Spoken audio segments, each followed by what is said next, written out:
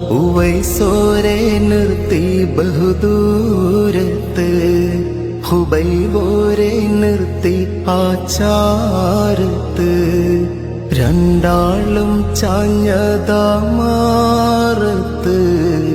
നൂറ് മുഹമ്മദ് സ്വല്ലല്ലാഹ്. ഇനി പതിയില്ല പാദം എന്നില്, ഈത്തപ്പനത്തടിത്തേങ്ങല്. ഇരു കൈകൾ കൊണ്ട് തലോടല്, നൂറ് മുഹമ്മദ് സ്വല്ലല്ലാഹ്. ഉള്ളോരുകി മുത്തിനരികിലായി ഉമർ കാളിയോർ ചെന്ന് പാടലായി.